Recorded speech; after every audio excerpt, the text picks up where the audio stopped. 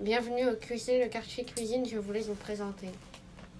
Bon, bah moi c'est Romain Desarmières, le chef de cuisine de la résidence Tiertan depuis 2 ans. Avant j'étais déjà dans le groupe Domusvie, dans l'Ain. Voilà, ça fait 6 ans que je suis dans le groupe Domusvie en tant que chef de cuisine.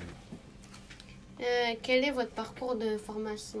Alors, mon parcours, j'ai commencé par un CAP charcutier traiteur et après un brevet professionnel charcutier traiteur. Et après, je me suis dirigé vers la collectivité quand j'ai commencé à travailler. Je travaillais en lycée pendant 10 ans.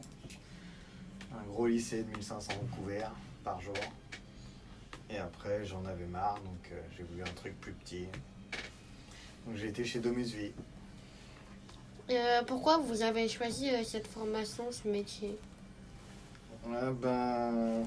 C'est bête, mais c'est quand j'étais petit, j'allais avec ma mère dans le magasin où j'ai commencé ma formation, la charcuterie de mon village, et ça me plaisait de voir la vitrine, de voir tous les produits. Après, j'ai fait un essai l'été comme ça pour voir si ça me plaisait. Ça me plaisait, donc j'ai signé un contrat d'apprentissage. Et après, j'ai appris de plus en plus de choses et ça me plaisait de plus en plus, et puis voilà. Qu'est-ce que vous aimez dans ce métier? Alors, dans la cuisine, on va dire, moi j'étais en charcuterie traiteur, donc c'est tous les métiers. On fait des gâteaux, des poissons, des viandes, des saucissons, des jambons blancs. Donc, dans ce métier-là, ce qui me plaisait, c'est de savoir tout faire. Et après, quand je me suis dirigé plus sur la cuisine collective, c'était apprendre à cuisiner en grande quantité, mais faire quelque chose de bon. Parce que la cuisine de collectivité, ça ne veut pas dire qu'on fait pas bon. Je pense que tu as vu ici qu'on cuisine quand même. Donc, puis c'est la diversité. Tous les jours, tu fais pas la même chose. Et après, d'avoir été d'être chef, c'est un autre métier aussi, sur la gestion des commandes, tout ça. C'est quelque chose qui me plaît. De partir d'une commande et d'arriver à un plat fini de A à Z. C'est ça qui est intéressant. Quelle est la situation type qui vous énerve pendant une journée de travail? Alors, il y a plusieurs situations. Premier exemple, c'est que quelqu'un de ton équipe ne vienne pas et qu'il ne t'avertisse pas. Ça s'appelle le respect envers ses collègues, envers son chef. Après ici, moi c'est pas le cas avec mon équipe, mais après il y a toujours des petits couacs pendant les services où la texture de la personne n'est pas respectée, il manque à mixer, des choses comme ça. C'est des petits trucs que s'il manque à mixer, c'est compliqué de refaire, on peut pas refaire comme ça. On va dire c'est ça qui pourrait m'énerver le plus. Est-ce que vous vous êtes déjà blessé? Au boulot, non. Enfin, je me suis déjà coupé, mais jamais d'arrêt de travail, jamais d'accident de travail à cause du boulot. Pourquoi vous prenez des stagiaires? Parce que on essaye de... Enfin voilà, moi je suis issu de la formation chez l'apprentissage. Donc j'ai eu 2 maîtres d'apprentissage qui m'ont formé, qui ont pris le temps de m'apprendre les choses. Donc j'estime que moi, si je peux apprendre quelque chose à quelqu'un qui était comme moi à l'époque, qui était jeune, qui savait pas trop de choses, qui était un peu, on va dire, quand on n'est pas dans le monde du travail, on se rend pas compte. Quand on arrive après, quand j'ai commencé l'apprentissage, je me suis rendu compte que le comportement que j'avais à l'école, j'étais pas passionné d'école. Quand tu es dans le monde du travail, tu peux plus l'avoir, un comportement un peu laisser aller, pas sérieux. Quand tu es au travail, tu es là, tu dois rendre une copie propre tous les jours, au maximum. Donc du coup, voilà, moi c'est quand je prends des stagiaires, c'est dans l'optique de leur montrer déjà ce qu'on fait, de leur apprendre des choses, même si c'est pas un apprentissage, c'est juste pour une petite période. Et puis voilà, leur apprendre des bases, arriver à l'heure le matin, des choses comme ça, c'est quelque chose que dans ta vie plus tard, ça sera essentiel. Moi, quand j'ai fait l'apprentissage, on m'a appris les valeurs du travail. Le travail, il y a des choses à respecter tous les jours. Et si tu respectes ces choses-là, tu verras que dans ta vie aussi, ça t'aidera d'être carré. Après une journée de travail, vous ressentez toujours la fatigue, même après toutes ces années? Bon, la fatigue, oui et non, parce qu'il y a la vieillesse. Mais après, ici, on a quand même un rythme qui est, par rapport à la restauration traditionnelle, on a quand même des horaires.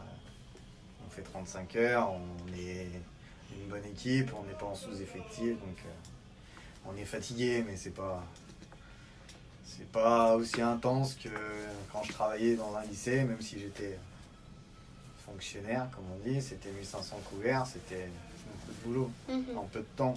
Là, c'est différent, c'est un rythme qui est agréable, donc on n'est pas harassé quand on finit la journée. Est-ce que c'est compliqué de s'adresser aux clients? Alors ici, le client, enfin c'est des clients, mais c'est des patients surtout, des résidents. Donc c'est des personnes âgées, donc c'est un public différent de quand moi j'étais en lycée.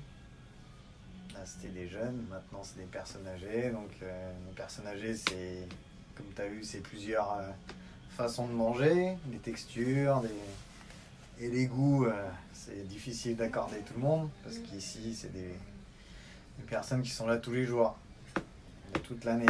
Donc du coup, elles mangent midi et soir, donc il faut essayer de varier au maximum tout ça. Donc c'est plus compliqué sur cet aspect-là, qu'il faut essayer de contenter tout le monde et c'est pas toujours évident.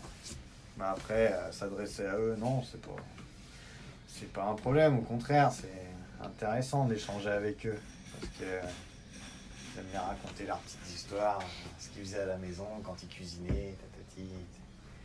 C'est intéressant. Après, malheureusement, on peut pas communiquer avec tout le monde parce qu'il y a des personnes qui ont des pathologies qui font que voilà. On peut pas avoir une discussion, mais non, il n'y a pas de problème là-dessus. Est-ce que vous vous êtes déjà demandé si vous voulez changer de métier? Non, je ne saurais pas quoi faire d'autre.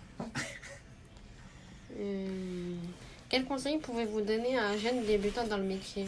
Alors, déjà, si on choisit la restauration, il faut que ce soit une passion. Enfin, comme je dis, faire la cuisine à la maison et faire la cuisine au travail, c'est pas la même chose. Donc il faut vraiment aimer ça. Après, il faut être consciencieux dans son travail. Comme je t'ai dit hier avec ton prof, déjà moi tu arrives à l'heure tous les jours. Quand tu arrives au travail, il faut être à l'heure. La ponctualité, c'est la première base. Tu arrives à l'heure au travail et on commence la journée. Donc ça déjà c'est quelque chose qui est important pour moi. Que je dirais 3 points. Il faut être ponctuel, rigoureux et appliqué dans ce qu'on fait. Et après, quand on a ces bases-là, si on arrive à l'heure le matin, qu'on est motivé, qu'on fait ce on produit quelque chose avec l'envie, ça coule tout seul après. Est-ce que vous avez d'autres choses à ajouter? Ah non, écoute. On était content de t'avoir. Voilà, ça s'est bien passé. T'es déjà la 2e stagiaire qui passe chez nous, ça se passe bien. Enfin, au contraire, on est content. Ça nous change un peu aussi de notre routine, de montrer des choses, de prendre un peu plus de temps pour faire des choses et voilà. Il n'y a pas de... Bien content de t'avoir rencontré. Et merci d'avoir pris le temps de répondre à mes questions et merci également à vous, chers auditeurs, et à bientôt dans le quartier cuisine.